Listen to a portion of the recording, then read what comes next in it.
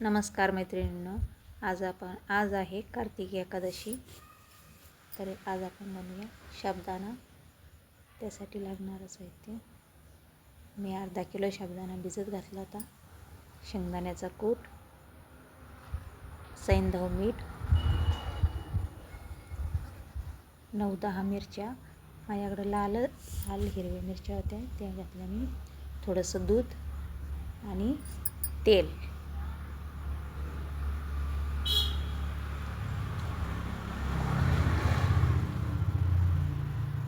तर आता आपण साबुदाणा बनवून घेऊया. मी सकाळी साबुदाणा भिजत घातला होता. फोडणी देऊन घेऊया.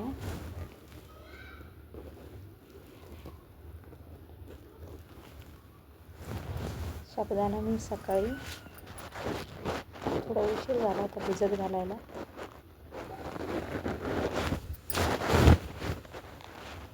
कोसाचे तेल, शेंगदाणे आधी भाजून घेतले, कूट बनवून घेतला, जास्त पण बारीक नाही बनवला.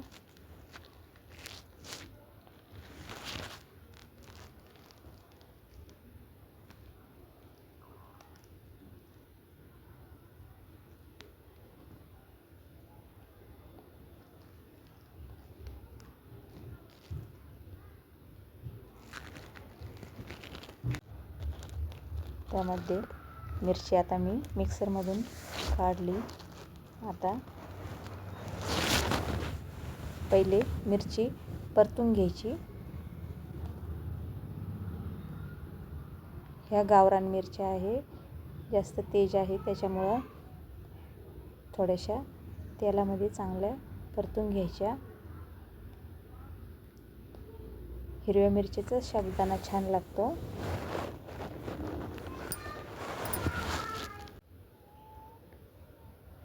माझ्याकडं हिरव्या मिरच्या जास्त नव्हत्या, त्या लाल झाल्या होत्या, त्याच घातल्या मी.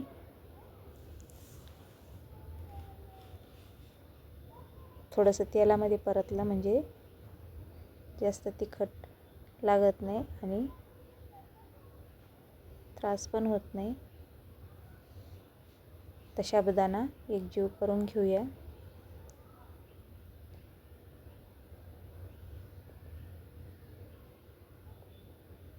एकादशी आम्हाला सगळ्यांना आहे, लहान पोरांना पण आहे, माऊली आणि पुष्करला सगळ्यांनी. आता बघू कुठपर्यंत उपवास धरते, दुपारपर्यंत धरते की संध्याकाळपर्यंत धरते. त्यामध्ये सैंधव मीठ, तुम्ही कोणतं मीठ वापरता उपवासाला? आम्ही सैंधव मीठ वापरतो.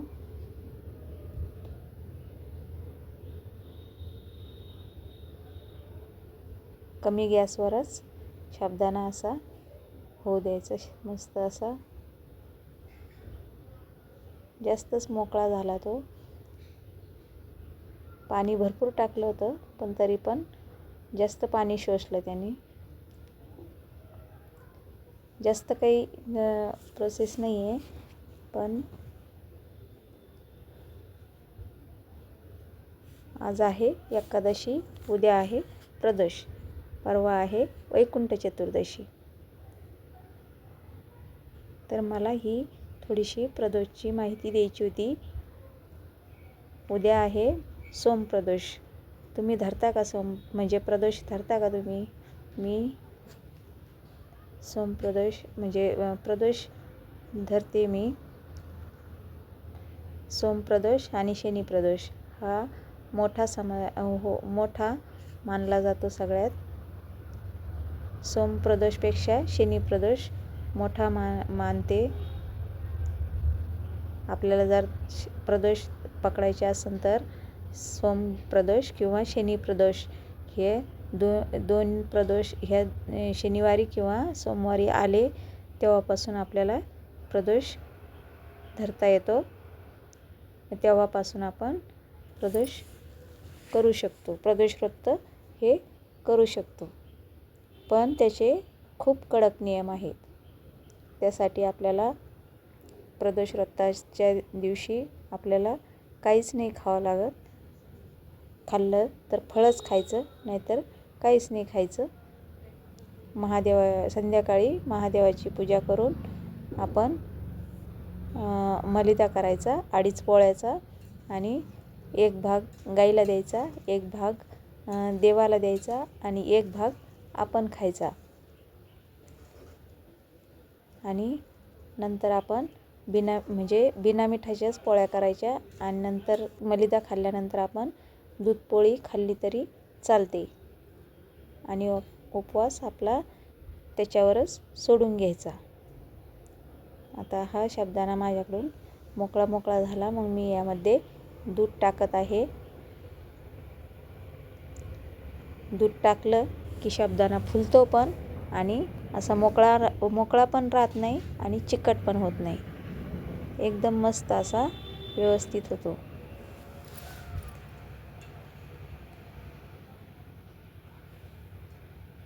आता यावर आपण 5 मिनटं झाकण ठेवू, म्हणजे तो हवा बंदमध्ये मस्त फुलतो.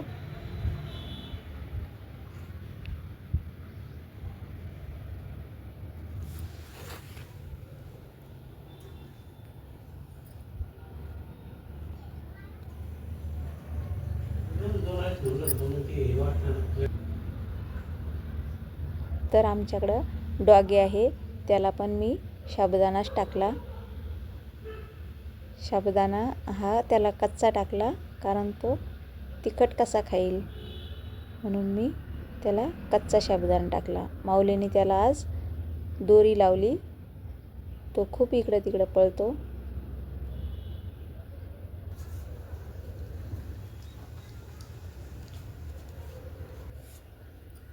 आता हे 5 मिनटं झाले. बघा साबुदाणा एकदम मस्त असा फुलला. दूध मस्त त्याने शोषून घेतले. हे बघा कसं झाला. आता तो चिकट पण नाही राहिला आणि मोकळा पण नाही राहिला. किती मस्त असा नरम झाला एकदम. तर साबुदाणा जर आपल्याला असा पटकन करायचा असला तर आपण दूध टाकून असा छान नरम करू शकतो.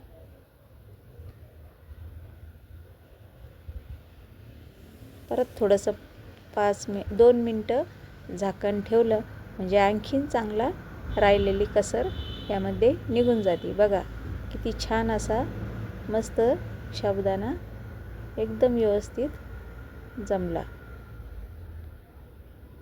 तर बघा वाटतो का आता पहिल्यासारखा मोकळा. किती छान कलर आला आणि किती छान मस्त असा नरम झाला.